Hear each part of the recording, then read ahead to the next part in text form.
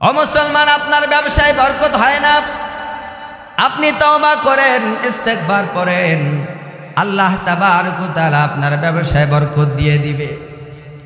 আপনি চাকরি করেন, আপনার সংসারের মধ্যে কোনো বরকত নাই, আল্লাহ রাসূল বলে আপনি তওবা করেন, ইস্তেগফার পড়েন, বেশি বেশি ইস্তেগফার পড়েন, আল্লাহ তাআলা আপনার সংসারের মধ্যে বরকত দিয়ে দিবে। সুবহানাল্লাহ। ছাত্র ভাই, পড়ালেখা মুখস্থ হয় না, পরীক্ষার রেজাল্ট ভালো হয় না, আপনার জীবনে কোনো বরকত নাই, আপনি বেশি বেশি ইস্তেগফার করেন, তওবা করেন, আল্লাহর হাবিব সাল্লাল্লাহু আলাইহি ওয়াসাল্লাম বলেন আল্লাহ তাআলা আপনার লেখাপড়ার মধ্যে বরকত দিয়ে দিবে। সুবহানাল্লাহ। কেউ যদি তার জীবনটা কল্যাণময় জীবন চায়, তো সে যেন বেশি বেশি ইস্তেগফার পড়ে, বেশি বেশি ইস্তেগফার পড়ে। আমরা পড়ি আস্তাগফিরুল্লাহাল্লাযী লা ইলাহা ইল্লা হুয়াল হাইয়ুল কাইয়্যুম ওয়া আতুবু ইলাইহি লা হাওলা ওয়ালা কুওয়াতা ইল্লা বিল্লাহিল আলিয়্যিল আযীম। আস্তাগফিরুল্লাহ, আস্তাগফিরুল্লাহ। অবসর সময়ে বসে আছেন, আপনি তাসবিহ নিয়ে পড়তে থাকেন, আস্তাগফিরুল্লাহ, আস্তাগফিরুল্লাহ, আল্লাহ আপনি আমাকে ক্ষমা করে দেন, আমাকে মাফ করে দেন। আল্লাহর নবী, বিশ্ব নবী, মানবতার মহান শিক্ষক নবী মুহাম্মদুর রাসূলুল্লাহ সাল্লাল্লাহু আলাইহি ওয়াসাল্লাম, যার আমল নামায় কোনো গুনাহ নাই, সমস্ত নবীরা হলো মাসুম, যাদের কোনো গুনাহ নাই, সেই আল্লাহর রাসূল সাল্লাল্লাহু আলাইহি ওয়াসাল্লাম প্রত্যেক দিন 70 বারের বেশি আল্লাহর কাছে ইস্তেগফার পড়তেন। সুবহানাল্লাহ। আল্লাহর রাসূলের কোনো গুনাহ আছে? আহলে সুন্নাত ওয়াল জামাতের আকীদা হলো সমস্ত নবীরা মাসুম, নবীদের কোনো গুনাহ নাই, তারপরেও আল্লাহর হাবিব সাল্লাল্লাহু আলাইহি ওয়াসাল্লাম প্রত্যেক দিন 70 বারের বেশি আল্লাহর কাছে ক্ষমা প্রার্থনা করতেন। সুবহানাল্লাহ। আর আপনার আমার গুনার কোনো শেষ নাই, আপনার আমার অপরাধের কোনো শেষ নাই, কিন্তু আপনার আমার মধ্যে তওবা করার মতো অনুশোচনা আপনার আমার মধ্যে এখনো আসে নাই। চোখের সামনে কত মানুষের জানাজা হয়ে যায়, চোখের সামনে কত মানুষকে আমরা কবরে রেখে আসি, একটা বারের জন্য চিন্তা আসে না আমাকেও তো অন্ধকার কবরে যাইতে হবে, আমারও তো জানাজা হবে, এভাবে তো আমাকেও একদিন বিদায় দেওয়া হবে, তাহলে আমি কি করতেছি, আমার জীবনটা আমি নষ্ট করে ফেলতেছি। তার জন্য জরুরি যে আপনার বিগত ভুলের জন্য আল্লাহর কাছে আপনি আত্মসমর্পণ করবেন। তাওবা শব্দের শাব্দিক অর্থ হলো ফিরে আসা। তাওবা শব্দের শাব্দিক অর্থ কি? ফিরে আসা। আপনার কৃত গুনাহের জন্য লজ্জিত হয়ে আল্লাহর কাছে ক্ষমা প্রার্থনা করার নাম হলো কি? তওবা। তবে এই তওবা কবুল হওয়ার জন্য 5টি শর্ত আছে। এই 5টি শর্ত সাপেক্ষে যদি আপনি আর আমি তওবা করতে পারি, তাহলে আল্লাহ তাআলা আপনার আমার তওবাকে কবুল করে নেবেন। বলেন সুবহানাল্লাহ। আমরা আজকে খুব গভীরভাবে মনোযোগ দিয়ে বোঝার চেষ্টা করব তাওবা আসলে কি, তাওবা কাকে বলে, তাওবা এবং ইস্তেগফারের মধ্যে পার্থক্য কি। আলোচনা গভীর মনোযোগ দিয়ে বোঝার চেষ্টা করবেন। তাওবার 1 নাম্বার শর্ত হলো আত-তাওবাতুর রুজআতু। আপনি যেই গুনাহটা করে ফেলেছেন, ওই গুনার থেকে আপনাকে ফিরে আসতে হবে। আপনি সুদ খেয়েছেন, ঘুষ খেয়েছেন, আপনি অন্যায় করেছেন, মিথ্যা বলেছেন, মানুষের হক নষ্ট করেছেন, আপনাকে ওই পাপের রাস্তা থেকে ফিরে আসতে হবে। এটা 1 নাম্বার শর্ত। 2 নাম্বার, আপনাকে লজ্জিত হতে হবে আল্লাহর কাছে যে হ্যাঁ আল্লাহ, আমি অন্যায় করেছি, আমি ভুল করেছি, আমি বুঝতে পারি নাই, এটা আমার জন্য শোভনীয় হয়নি, আপনার মধ্যে এই নাদামাত, আপনার মধ্যে এই লজ্জা থাকতে হবে যে আমি অন্যায় করছি, আমি ভুল করছি, আমি নামাজ পড়ি নাই, আমি আমার রবের নাফরমানি করেছি, আমি নামাজ পড়ি নাই, আমি আমার আল্লাহর হক নষ্ট করেছি। এ ব্যাপারে আপনাকে লজ্জিত হতে হবে। এটা 2 নম্বর শর্ত। 3 নম্বর শর্ত, আল্লাহর কাছে ক্ষমা প্রার্থনা করতে হবে যে আল্লাহ, আমি আর জিন্দেগিতে এই অন্যায় কাজ, গুনাহের কাজ, এই পাপের কাজ আর আমি করব না। আওয়াজ করে বলেন সুবহানাল্লাহ। আপনাকে আল্লাহর কাছে ক্ষমা চাইতে হবে। 4 নাম্বার, এই গুনার জন্য আপনাকে কাফফারা দিতে হবে। কাফফারা কি? এই পাপটা যদি আপনার আল্লাহর হক সংশ্লিষ্ট হয়, অর্থাৎ আপনি যদি নামাজ না পড়েন, আপনি যদি রোজা না রাখেন, তাহলে আপনি আল্লাহ পাকের হক নষ্ট করেছেন। কথা বলেন ঠিক কি না? একজন মুসলমানের উপরে আল্লাহ তাবারক ওয়া তাআলা 5 ওয়াক্ত নামাজ ফরজ করেছেন। রমজান মাসের রোজা আল্লাহ তাআলা ফরজ করেছেন। যাকাতের বিধান আল্লাহ তাআলা দিয়েছেন। সম্পদ হলে হজ করার বিধান আল্লাহ তাআলা দিয়েছেন। আপনি আল্লাহর হুকুম নষ্ট করেছেন, আল্লাহর হক আপনি নষ্ট করেছেন। এবার আল্লাহ পাকের দরবারে ক্ষমা প্রার্থনা করতে হবে, আর ওই নামাজকে, ওই রোজাকে আপনাকে কাজা করে দিতে হবে। সুবহানাল্লাহ বলেন। নামাজ পড়েন নাই, নামাজ কাজা করতে হবে। রোজা রাখেন নাই, আপনাকে রোজা কাজা করে দিতে হবে। আর এই গুনাহটা যদি বান্দার হক সংশ্লিষ্ট হয়, অর্থাৎ যদি আপনি কারো টাকা মেরে দিয়েছেন, আপনি কারো সম্পদ মেরে দিয়েছেন, এবার আপনি মসজিদে এসে আস্তাগফিরুল্লাহ আস্তাগফিরুল্লাহ আপনি হাজার হাজার বার যদি আল্লাহর কাছে ক্ষমা চান, আল্লাহ তাআলা আপনার এই অপরাধ ক্ষমা করবে না। কথা বলেন ঠিক কি না? কারণ আপনি হক তো আল্লাহর নষ্ট করেননি, আপনি হক নষ্ট করেছেন বান্দার। এবার ওই বান্দার কাছে আপনাকে যাইতে হবে যেই বান্দার হক আপনি নষ্ট করেছেন। উদাহরণত মনে করেন আপনি একজনের গীবাত করেছেন, তার সম্মান নষ্ট করেছেন, আপনি হক নষ্ট করলেন বান্দার, আর মসজিদে এসে আস্তাগফিরুল্লাহ বলতেছেন, হবে না। এবার ওই বান্দার কাছে যাইতে হবে, ওই মুসলমান ভাইয়ের কাছে আপনাকে যাইতে হবে আর বলতে হবে, প্রিয় ভাই আমার, আমি ভুলবশত আপনার সম্মান নষ্ট করেছি, আমি আপনার নামে দোষ চর্চা করেছি, আপনি আমাকে মাফ করে দেন। ওই ভাই যদি আপনাকে ক্ষমা করে দেয়, ওই মুসলমান যদি আপনাকে মাফ করে দেয়, এবার যদি আপনি আল্লাহর কাছে ইস্তেগফার করেন, আল্লাহ তাআলা আপনার গুনাহ মাফ করে দিবে। সুবহানাল্লাহ বলেন। কিন্তু আমাদের অভ্যাস হলো, একজনের জমি জমা মেরে দিয়েছে, একজনের ব্যবসা নষ্ট করে ফেলেছে, একজনের পরে জুলুম করছে, নির্যাতন করছে, আর মসজিদে এসে আস্তাগফিরুল্লাহ আস্তাগফিরুল্লাহ মোনাজাতে কান্নাকাটি করতেছে। আপনার কি মনে হয় এটা কি ক্ষমার যোগ্য? ভালো করে বুঝেন কথাটা। আপনি অন্যায় করেন একজনের উপরে, আর ক্ষমা চান আর একজনের কাছে, এটা হবে না। সম্মানিত মুসলমান ভাইরা আমার, আপনি যার হক নষ্ট করেছেন আপনি তার হক আদায় করে দেবেন, এটাই হলো আপনার গুনাহের কাফফারা।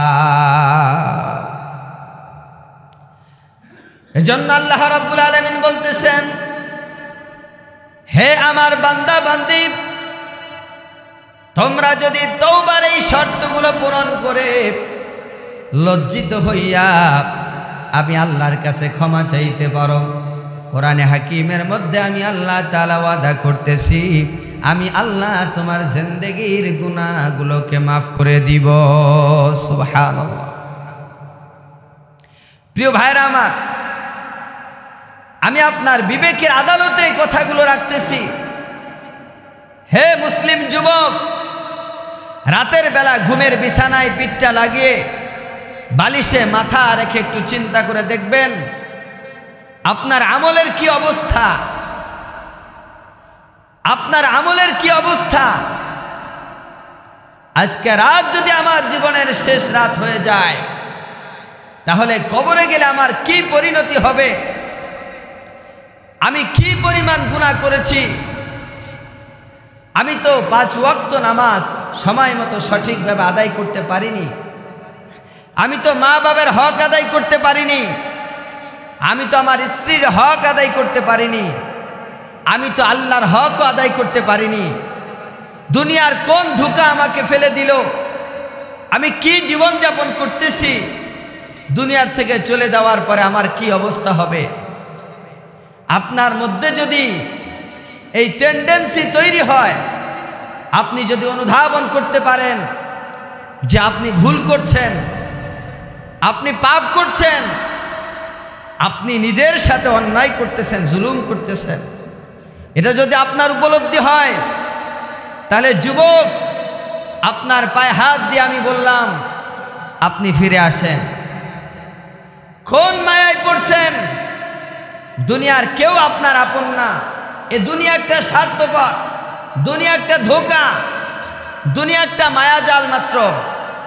শয়তান আপনাকে ধোঁকায় ফেলে দিয়েছে। আপনি ফিরে আসুন। আপনার রব আপনাকে হাতছানি দিয়ে তার রহমতের দিকে ডাকতেছে। সুবহানাল্লাহ বলে। রাসূল সাল্লাল্লাহু আলাইহি ওয়াসাল্লামের যুগে সাহাবায়ে কেরামেরা ভুল করতেন, ভুলের উপরে তারা অবিচল থাকতেন না, অটুট থাকতেন না। আল্লাহর হাবিবের কাছে এসে তারা তওবা করে নিতেন। আল্লাহর হাবিবের কাছে এসে তারা তওবা করে নিতেন, আল্লাহর কাছে কান্নাকাটি করতেন। জিন্দেগীর গুনাহকে তারা ক্ষমা নেওয়ার জন্য পাগল পারা হয়ে যাইতেন।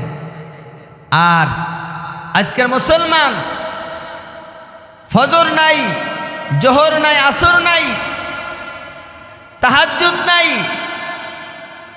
মা বাবার হক আদায় করা নাই, জিনা ব্যভিচার এমন কোনো পাপাচার নাই যেটা সমাজের মধ্যে প্রচলিত নাই।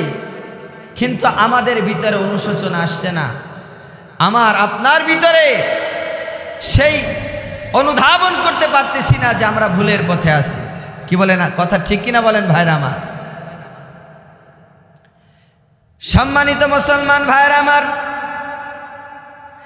এই জন্য আল্লাহ রাব্বুল আলামিন আপনাকে আমাকে আল্লাহর রহমতের দিকে, আল্লাহর মাগফিরাতের দিকে আল্লাহ তাআলা ডাকতেছেন। আল্লাহ তাআলা বলতেছেন, বান্দা বান্দি, দুনিয়ার কোনো মানুষ তোমাদেরকে সৃষ্টি করে নাই, দুনিয়ার কোনো মানুষ তোমাদেরকে রিজিক দেয় না। তোমাদেরকে সৃষ্টি করেছি আমি আল্লাহ, একমাত্র আমার ইবাদতের জন্য। কোরআন শরীফের মধ্যে আল্লাহ তাআলা বলেন, মা খালাকাতুল জিন্না ওয়াল ইনসা ইল্লা লিয়াবুদুন। আল্লাহ তাআলা বলেন, বান্দা বান্দিরা আমার ইবাদতের জন্য, আমার বিধিবিধান পালন করার জন্য আমি আল্লাহ তাআলা তোমাদেরকে সৃষ্টি করেছি। আর আমার রিজিক খেয়ে আমার দুনিয়াতে বসবাস করে তোমরা আমার নাফরমানি করতেছো, আমার ইবাদত থেকে তোমরা দূরে সরে গেছো। ও বান্দা, আসো তওবা করে আমি আল্লাহর দিকে ফিরে আসো। বলেন না সুবহানাল্লাহ? আপনি যদি তওবা করেন, আল্লাহ তাবারক ওয়া তাআলা আপনার সম্মান দুনিয়াতে আখেরাতে বাড়িয়ে দিবেন। সুবহানাল্লাহ বলেন। ও মুসলমান, আপনার ব্যবসায় বরকত হয় না, আপনি তওবা করেন, ইস্তেগফার করেন, আল্লাহ তাবারক ওয়া তাআলা আপনার ব্যবসায় বরকত দিয়ে দিবে। আপনি চাকরি করেন, আপনার সংসারের মধ্যে কোনো বরকত নাই, আল্লাহ রাসূল বলে আপনি তওবা করেন, ইস্তেগফার করেন, বেশি বেশি ইস্তেগফার করেন, আল্লাহ তাআলা আপনার সংসারের মধ্যে বরকত দিয়ে দিবে। সুবহানাল্লাহ। ছাত্র ভাই, পড়ালেখা মুখস্থ হয় না, পরীক্ষার রেজাল্ট ভালো হয় না, আপনার জীবনে কোনো বরকত নাই, আপনি বেশি বেশি ইস্তেগফার করেন, তওবা করেন। আল্লাহর হাবিব সাল্লাল্লাহু আলাইহি ওয়াসাল্লাম বলেন, আল্লাহ তাআলা আপনার লেখাপড়ার মধ্যে বরকত দিয়ে দিবে। সুবহানাল্লাহ। কেউ যদি তার জীবনটা কল্যাণময় জীবন চায় তো সে যেন বেশি বেশি ইস্তেগফার পড়ে, বেশি বেশি ইস্তেগফার পড়ে। আমরা পড়ি আস্তাগফিরুল্লাহাল্লাযী লা ইলাহা ইল্লা হুয়াল হাইয়ুল কাইয়্যুম ওয়া আতুবু ইলাইহি লা হাওলা ওয়ালা কুওয়াতা ইল্লা বিল্লাহিল আলিয়্যিল আযীম। আস্তাগফিরুল্লাহ, আস্তাগফিরুল্লাহ। অবসর সময়ে বসে আছেন, আপনি তাসবিহ নিয়ে পড়তে থাকেন আস্তাগফিরুল্লাহ, আস্তাগফিরুল্লাহ। আল্লাহ আপনি আমাকে ক্ষমা করে দেন, আমাকে মাফ করে দেন। আল্লাহর নবী, বিশ্ব নবী, মানবতার মহান শিক্ষক নবী মুহাম্মদুর রাসূলুল্লাহ সাল্লাল্লাহু আলাইহি ওয়াসাল্লাম, যার আমল নামায় কোনো গুনাহ নাই, সমস্ত নবীরা হলো মাসুম, যাদের কোনো গুনাহ নাই, সেই আল্লাহর রাসূল সাল্লাল্লাহু আলাইহি ওয়াসাল্লাম প্রত্যেক দিন 70 বারের বেশি আল্লাহর কাছে ইস্তেগফার পড়তেন। সুবহানাল্লাহ। আল্লাহর রাসূলের কোনো গুনাহ আছে? আহলে সুন্নাত ওয়াল জামাতের আকীদা হলো সমস্ত নবীরা মাসুম, নবীদের কোনো গুনাহ নাই। তারপরেও আল্লাহর হাবিব সাল্লাল্লাহু আলাইহি ওয়াসাল্লাম প্রত্যেক দিন 70 বারের বেশি আল্লাহর কাছে ক্ষমা প্রার্থনা করতেন। সুবহানাল্লাহ। আর আপনার আমার গুনার কোনো শেষ নাই, আপনার আমার অপরাধের কোনো শেষ নাই, কিন্তু আপনার আমার মধ্যে তওবা করার মতো অনুশোচনা আপনার আমার মধ্যে এখনো আসে নাই। চোখের সামনে কত মানুষের জানাজা হয়ে যায়, চোখের সামনে কত মানুষকে আমরা কবরে রেখে আসি, একটা বারের জন্য চিন্তা আসে না আমাকেও তো অন্ধকার কবরে যাইতে হবে, আমারও তো জানাজা হবে, এভাবে তো আমাকেও একদিন বিদায় দেওয়া হবে, তাহলে আমি কি করতেছি? আমার জীবনটা আমি নষ্ট করে ফেলতেছি। সম্মানিত মুসলমান ভাইয়েরা, দেখেন আল্লাহ রাসূল সাল্লাল্লাহু আলাইহি ওয়াসাল্লাম একটা হাদিস শ্রবণ করেন। একবার এক সাহাবী আল্লাহ রাসূল সাল্লাল্লাহু আলাইহি ওয়াসাল্লামের কাছে এসে কালিমা পড়ে তিনি মুসলমান হয়ে গেছেন। জোরে বলেন না সুবহানাল্লাহ। কালিমা পড়ে মুসলমান হওয়ার পরে আল্লাহ রাসূল সাল্লাল্লাহু আলাইহি ওয়াসাল্লামের কাছে বলতেছেন, ইয়া রাসূলুল্লাহ, ইয়া হাবিবাল্লাহ, আল্লাহ তাআলা কি আমার জিন্দেগীর গুনাহকে মাফ করে দিয়েছেন? আল্লাহ রাসূল সাল্লাল্লাহু আলাইহি ওয়াসাল্লাম বলেন, হে আমার সাহাবী, তুমি যে কালিমা পড়ে ইসলাম কবুল করেছো, ইসলাম কবুল করার কারণে আল্লাহ তাআলা তোমার জিন্দেগীর সমস্ত গুনাহগুলো মাফ করে দিয়েছেন। 80 বছরের কাটটা কাফের যদি কালিমা পড়ে মুসলমান হয়ে যায়, এই ইসলাম কবুল করার কারণে তার 80 বছরের সমস্ত গুনাহ আল্লাহ তাআলা মুহূর্তের মধ্যেই ক্ষমা করে দেয়। রাসূলুল্লাহ সাল্লাল্লাহু আলাইহি ওয়াসাল্লামের ওই সাহাবী বলতেছে, ইয়া রাসূলুল্লাহ, আপনি তো বলছেন আমার গুনাহ ক্ষমা হয়ে গেছে, কিন্তু আমার মন বলতেছে আমি এত বড় পাপ করেছি, আল্লাহ তাআলা আমাকে ক্ষমা করতে পারে না, আল্লাহ তাআলা আমার অপরাধ মাফ করতে পারে না, আমি এত বড় গুনাহ করেছি, আল্লাহ তাআলা আমাকে ক্ষমা করবেন এটা আমার বিশ্বাস হয়। আল্লাহ রাসূল সাল্লাল্লাহু আলাইহি ওয়াসাল্লাম বলেন, তুমি কি গুনাহ করেছো আমাকে একটু বলো, আমাকে একটু শোনাও, কি গুনাহ করেছো? আল্লাহ রাসূলের কথা বলার পরে রাসূলের ওই সাহাবী ডাক দিয়ে বলতেছেন, ইয়া রাসূলুল্লাহ, ইয়া হাবিবাল্লাহ, একবার আমি ব্যবসার কাজে বাহিরে যাব, এমন সময় আমি যে ব্যবসা করার জন্য বাহিরে যাব, আমার স্ত্রী তখন গর্ভবতী, সন্তান সম্ভবা। আমি বাহিরে যাওয়ার সময় আমি আমার স্ত্রীকে বললাম, হে আমার বিবি, তোমার গর্ভে আমার যে সন্তান এ সন্তান যদি কোনো কন্যা সন্তান হয় তাহলে তুমি তাকে জীবিত হত্যা করে ফেলবা। জোরে কন্যা নাউজুবিল্লাহ। আর যদি কোনো পুত্র সন্তান হয় তাহলে এই পুত্র সন্তানকে তুমি জীবিত রাখবা। আর যদি কন্যা সন্তান হয়, মেয়ে সন্তান হয়, তাকে হত্যা করে ফেলবা। রাসূলুল্লাহর এই সাহাবী বলতেছে, ইয়া রাসূলুল্লাহ, ইয়া হাবিবাল্লাহ, আমি এই কথা বলে আমি যখন ব্যবসা করার জন্য চলে গেলাম, কয়েক মাস পরে যখন আমার সন্তান ভূমিষ্ঠ হলো, আমার সন্তানের এমন সুন্দর চেহারা, আল্লাহ তাবারক ওয়া তাআলা আমার স্ত্রীর গর্ভ থেকে আমাকে একটা কন্যা সন্তান দান করলেন। চেহারাটা বড় সুন্দর, তাই আমার স্ত্রী তার নাম রেখেছে জামিলা। সুবহানাল্লাহ বলেন। জামিলাতুন শব্দের অর্থ হলো সুন্দরী, এজন্য মেয়েটার নাম রেখেছে জামিলা।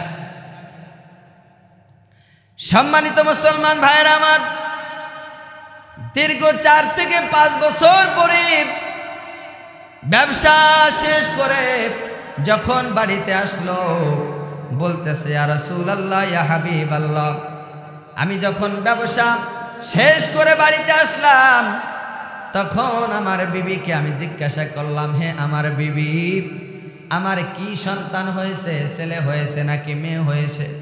আমাকে তো তুমি কিছুই বললা না। আমার স্ত্রী আমাকে বলে, তুমি আগে গোসল করো। সুন্দর করে গোসল করিয়ে আমাকে যখন খাবার প্লেটের মধ্যে খাবার খাওয়ার জন্য দিলেন, আমি খানা শেষ করার পরে আমার বিবি আমার ওই সন্তানকে ডাক দিলেন। আসার পরে আমি দেখলাম আমার ওই একটা কন্যা সন্তান, ফুটফুটে সন্তানের নাম হলো জামিলা।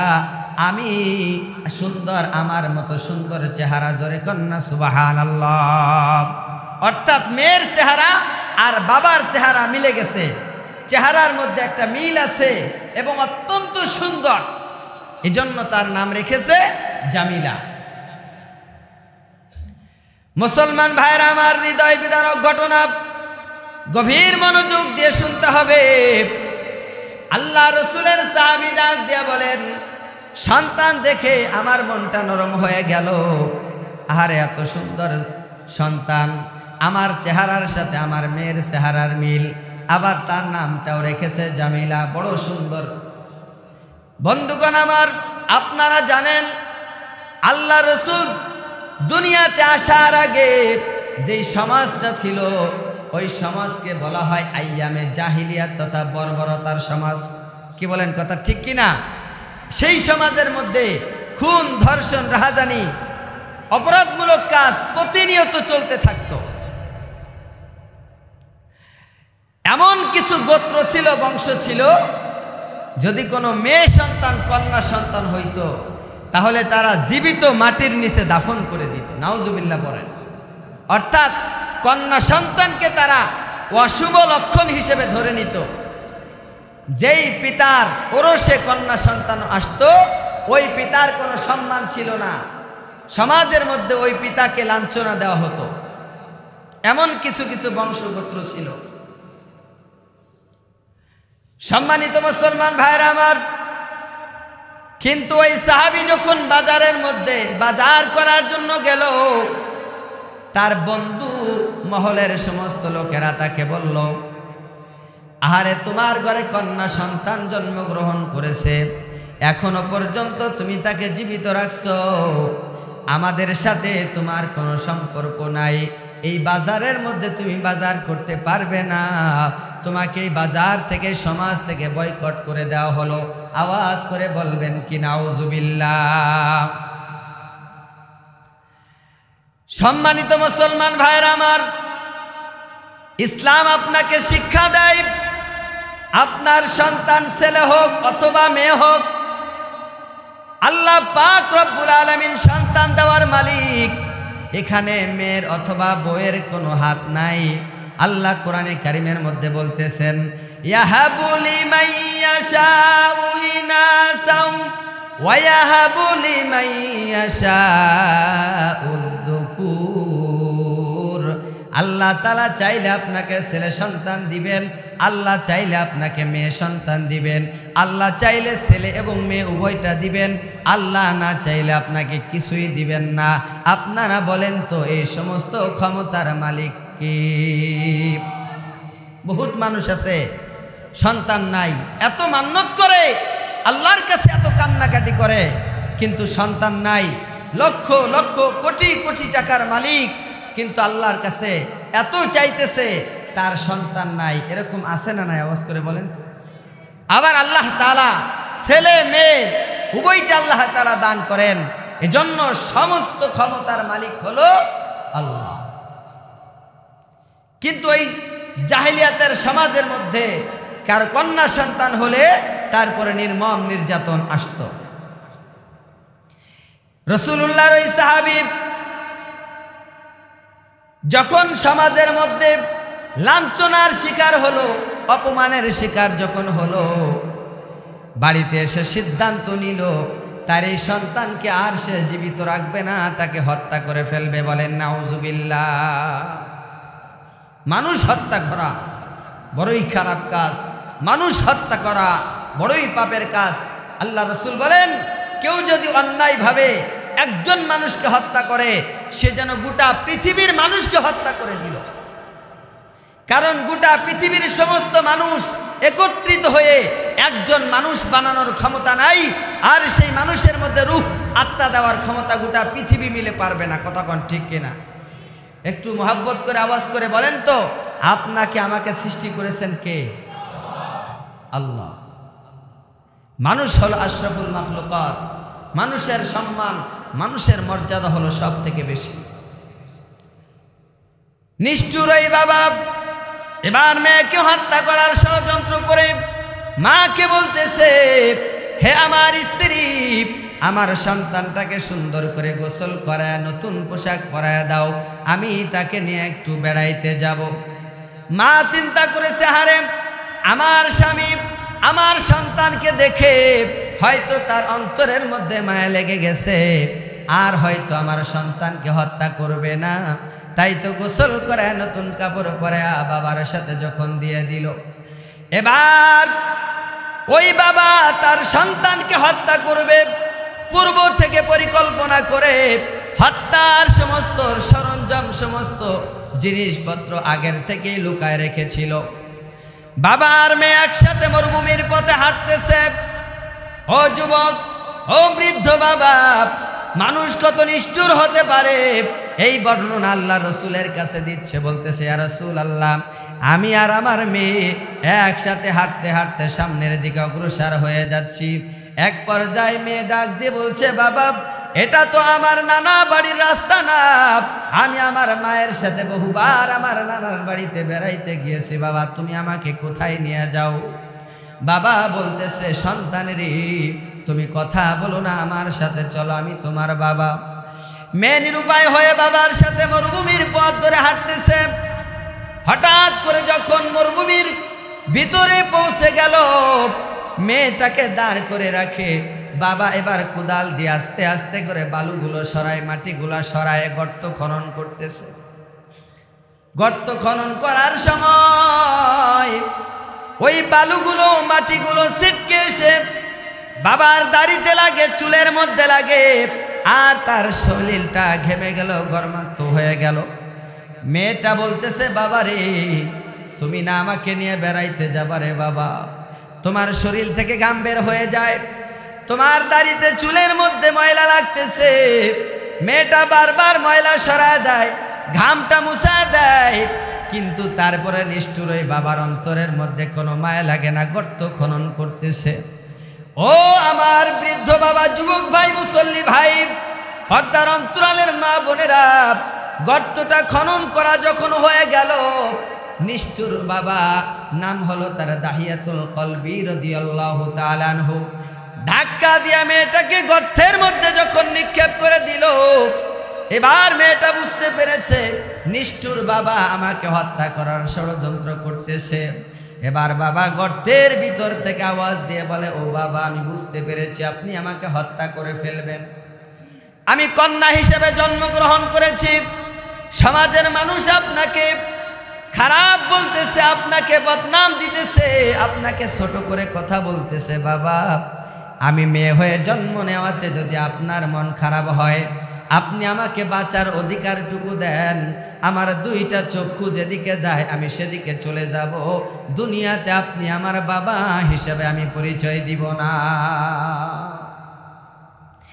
কিন্তু নিষ্ঠুর এই বাবার অন্তরের মধ্যে কোনো মায়া হলো না। পাথর দিয়া যখন ওই সন্তানের মাথার উপর আঘাত করে দিল, বুকের উপর যখন আঘাত করে দিল, চোখ থেকে টপ টপ করে পানি পড়তেছে, আর চিৎকার দিয়ে বলতেছে, বাবা তুমি আমাকে বাঁচাও, আমাকে বাঁচার অধিকারটুকু দাও বাবা, তুমি আমাকে হত্যা করো না বাবা। পৃথিবীতে তোমার মেয়ে হিসাবে আমি কারো কাছে তোমাকে ছোট করব না। মুসলমান ভাইরা আমার, মানুষ কত কঠিন পাপী হতে পারে। ওই বাবার অন্তরের মধ্যে মায়া হলো না, সে তাকে ক্ষমা করলো না। পাথর মারতে মারতে এক পর্যায়ে মেয়েটা যখন মারা গেল, তখন তাকে বালু দিয়া যখন চাপা দিচ্ছিল, বারবার যখন চাপা দিচ্ছিল, জোরে একটা আওয়াজ করে বলছিল, বাবা তুমি আমাকে বাঁচাও। শেষবারের মতো আওয়াজটা তার কানের মধ্যে বিঁধে গেল। মাটিতে দাফন করার পরে এবার তার হুঁশ ফিরে আসছে। আহারে আমি কি করলাম, আমার সন্তান আমাকে এত সুন্দর করে বাবা বাবা বলে ডাকে, বাঁচার জন্য এত আকুতি করলো, আমি তাকে হত্যা করে ফেললাম। এই ঘটনার বর্ণনা যখন আল্লাহ রসুলের কাছে দিচ্ছিল, হাদিস শরীফ প্রমাণ করে আল্লাহ রসুলের চোখ থেকে পানি পড়ে তার দাড়ি মুবারক ভিজে গেছে। আল্লাহ রসুল ডাক দিয়ে বলছে, হেরে দাহিয়াতুল কলবি, পৃথিবীতে মানুষ পাপ করে, অন্যায় করে, কিন্তু এত নিষ্ঠুর কোনো মানুষ হতে পারে আমি মুহাম্মাদুর রাসূলুল্লাহ কখনো এটা কল্পনা করতে পারি না। এত বড় অন্যায় করেছো, এত বড় পাপ করেছো, তারপরেও তোমাকে আমি আশার বাণী শোনাই, আমার আল্লাহ তাআলা এত বড় মেহেরবান, এত বড় দয়ালু। তুমি যদি খাঁটি দিলে তওবা করতে পারো, আর যদি ওই পাপ থেকে তুমি ফিরে আসতে পারো, আল্লাহর কাছে যদি তুমি ইস্তেগফার করতে পারো, আর আল্লাহকে যদি তুমি বলতে পারো, আল্লাহ জীবন থাকতে আর কখনো আমি নাফরমানি করব না, গুনাহ করব না, আল্লাহ তাআলা বলেন দাহিয়াতুল কলবি রে, তোর জীবনের গুনাহও আল্লাহ তাআলা মাফ করে দিবেন। একটু আওয়াজ করে বলেন না সুবহানাল্লাহ। এজন্য আল্লাহ তাআলা কোরআনে হাকিমের মধ্যে ডাক দিয়ে বলতেছেন, ইয়া আইয়ুহাল্লাযীনা আমানু তুবু ইলাল্লাহি তাওবাতান নাসুহা। হে আমার বান্দা, হে আমার গোলাম, হে আমার মুসলমান, হে আমার বান্দা, নামাজ ছেড়ে দিয়েছো, রোজা ছেড়ে দিয়েছো, মিথ্যা বলেছো, ঘুষ খেয়েছো, পৃথিবীর কোন মানুষ জানে না, আমি আল্লাহ তাআলা জানি। ফেরেশতারা তোমার আমলনামা রেকর্ড করে ফেলেছে। তুমি গভীর রজনীতে আমার কাছে তওবা করো, আজকে জুমার দিন তুমি আমার কাছে ক্ষমা চাও। এখন আপনি ক্ষমা চাইবেন, এখন সিদ্ধান্ত নেবেন, আর জিন্দেগিতে আপনি তওবা করবেন না। আল্লাহ তাবারক ওয়া তাআলা মসজিদ থেকে বের হওয়ার আগে আপনাকে গুনাহ ক্ষমা করে মাসুম নিষ্পাপ বানাইয়া তারপরে আল্লাহ তাআলা মসজিদ থেকে বের করবেন। বলেন সুবহানাল্লাহ। আমরা কি আমাদের জিন্দেগির গুনার জন্য তওবা করতে রাজি আছি? কে কে রাজি আছি একটু হাত তুলে সবাই বলি, আল্লাহ আপনি আমার গুনাহকে মাফ করে দেন, আমি আর জিন্দেগিতে গুনাহ করব না। আল্লাহ আমাদের সবাইকে কবুল করে বলেন আমিন।